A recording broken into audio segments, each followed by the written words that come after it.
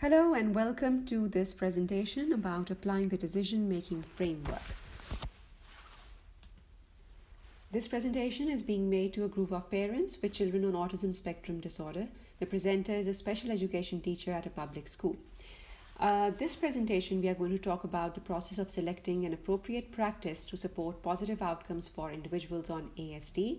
And we will talk about the various stages of this decision-making framework and then apply a case study with the help of this framework. The framework that we are choosing is now being shown to you on the slide.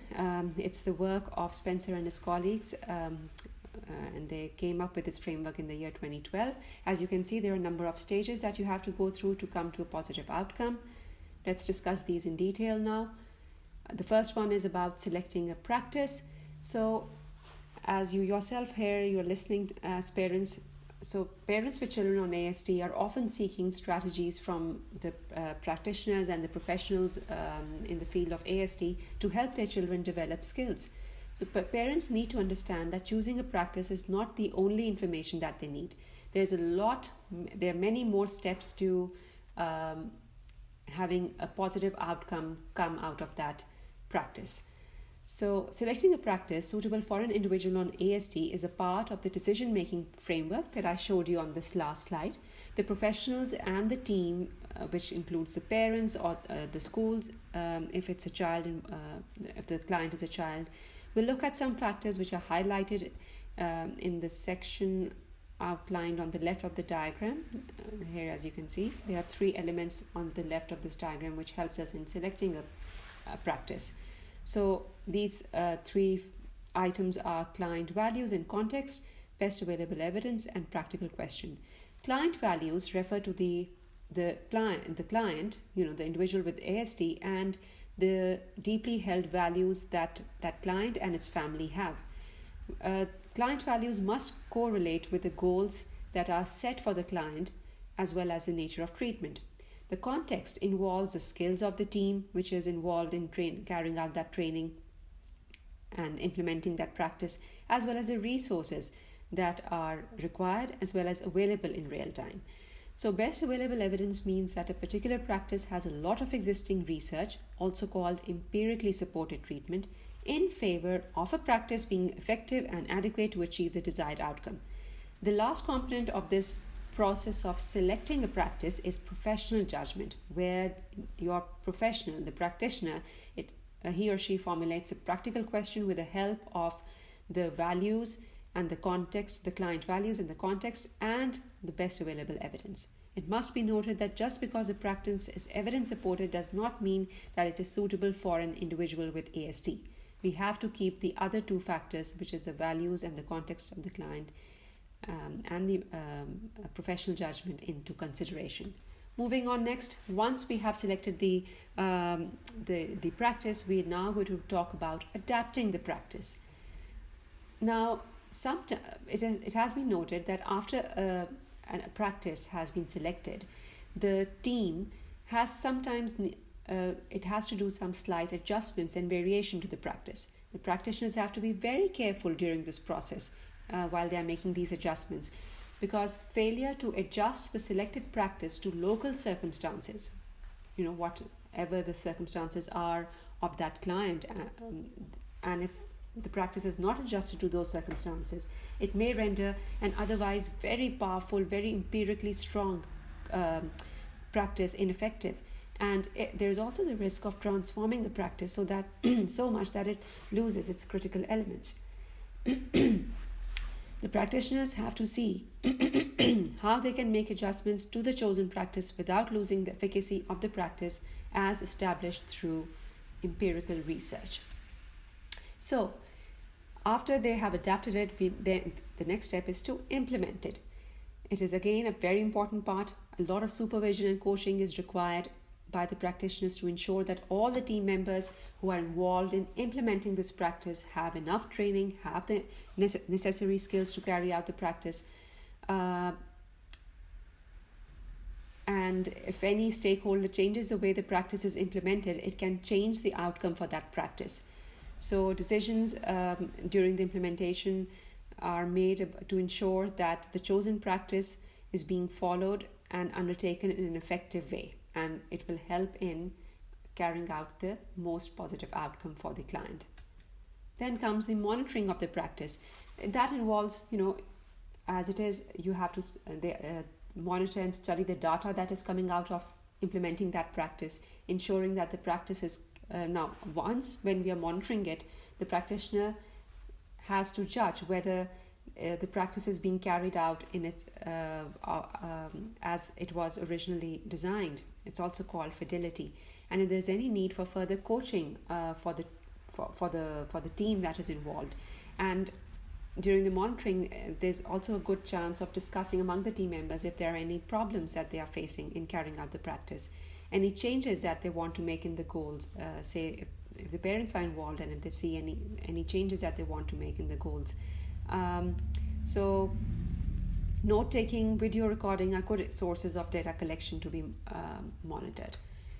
So once we have a very strong rationale for selecting a practice for a problem that has been decided, keeping the client values and context into consideration, and the practice has been adapted to fit the client values, and it has been consistently being monitored, so constant evaluation is being done, then the last stage is that a positive outcome occurs for the client.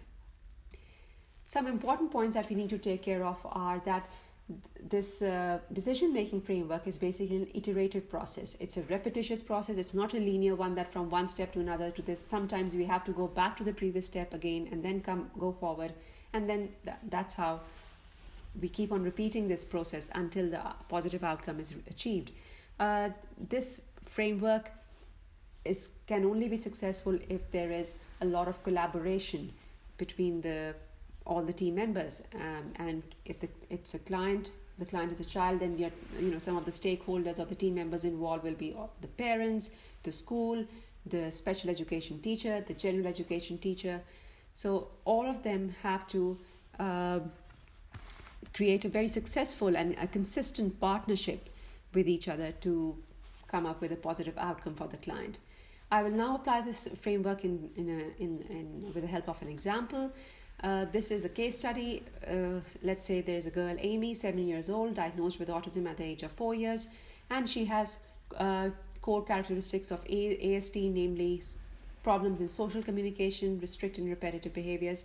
Amy has, she has good receptive language. When she listens to people, she understands what they're saying, but she doesn't have any expressive language. She has good drawing skills though, but she doesn't have any eye contact with others. She likes to play with children, but she doesn't know how to initiate a contact. And she just makes a few incoherent vocal sounds. She goes to a public schools where she attends both like a mainstream classroom and for 2 days and a special classroom for the rest of the days. Her parents are particularly concerned about Amy's self-injurious behaviors. The general education teacher reports that Amy can get quite overwhelmed and distressed in a noisy environment, and the special education teacher says that she finds her happy in a specialized classroom and that she is at peace in that slow-paced, quieter classroom. We discuss who is in the team, who are the stakeholders, mainly Amy's parents, psychologists, general education teacher, and Amy's special education teacher. So to help identify the problem, what happens is that the entire team that I've mentioned, all the stakeholders, they meet for the first time at the school. The meeting is arranged a week ago so that all stakeholders can, make it to the meeting. The parents are clearly concerned about Amy's self-injurious behavior more than anything. So the psychologist who is also there in the meeting suggests that when considering why a child is demonstrating self-injurious behavior, the focus, according to his experience and his studies, is that the child is having difficulties with social communication behaviors. So the teachers which are present there, they also give their account of the social communication issues that Amy faces, both in the class and outside the class, on the playground. So the team, all of them agree that the problem is lack of Amy's communication skills. Selecting a practice, the psychologist on the team recommends naturalistic intervention, as it is an evidence-based practice. There's strong evidence in the research literature that NI, Naturalistic Intervention, it helps in improving language skills, and it is a good fit for any environment to be carried out. So it can be practiced at school, both in general or in special classrooms, home or even playground. And so this means that it's quite flexible in terms of being implemented. And it encourages target behavior based on the client's interest by building more complex skills. So Amy's parents can see that all these factors that make up this naturalistic intervention, they are quite suitable for their daughter, and they agree with this chosen practice because it fits with their values, and they can see that the school has the right amount of skills in terms of the special education teacher to carry out this practice. The special education teacher exhibits a very good understanding of the parent's perspective of helping Amy improve her expressive communication. Recommendations for implementing NI. The team will basically, they have recognized the target behavior, that is communication skills. The team is going to use the resources from everyday materials that are used in the class and the playground. And because Amy has interest in drawing, so the team can use this activity to elicit a lot of response from Amy and to help her develop her expressive communication skills. NI, that is naturalistic intervention, can be implemented at any time of the day, which means that it can be implemented even at home by the parents. So in order to monitor, the team even discusses a data collection method. There can be a table to evaluate the success of the intervention and to guide future decision making. So what makes this this example a good example is there is a very strong collaboration going on between all the team members. So some of the perspectives collaboratively wise are that this case study is a good example of good collaboration between the parents, the school teachers and the practitioners, mainly because of open communication between the team members. The meetings are frequently being held to monitor the progress. Parents' input, a very important factor. The parents' input is valued by the school representatives. They understand the extent of concern that the parents have for Amy, especially for her self-injurious behavior. They understand how important it is for Amy to develop her skills, and they're willing to cooperate with the parents to help her develop. Now the parents' concern was during this meeting that they held was that they won't be able to conduct the practice at home, and that is quite understandable by the team present during the meeting because of lack of skills, number one, and also because they have lack of time as they have other responsibilities to carry out. So the team understands it and takes it in a good stride, and then the recording and monitoring of the data is discussed beforehand so that all team members can, they're on the same page. They understand how the data is to be recorded when it comes to monitoring and evaluating the data. And the feedback by the special educator and general educator is constructive. Instead of criticizing Amy's performance, they have the special educator mentions that video recording might not be practical for her all the time, so the team decides to rely on notes and recording of data through tabulation when it's video recording is not a possibility. And they also decide to meet once in a month at least to share the progress and discuss any problems. So this is a good example where everyone is on the same page. The parents' input is respected, and so on and so forth. Areas of improvement. Parent and the general education teacher expressed their reluctance to carry out the intervention due to lack of experience and time resources. They found data collection to be an arduous job. The psychologist suggested having most of the intervention done with a special education teacher before expanding it at home and the general education class.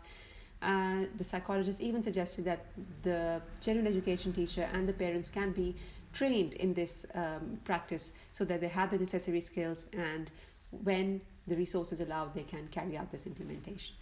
So that's all from my side. I hope you have had a good idea of how this decision-making framework is carried out. These are some of the references I took help from. Thank you for listening to me. Bye.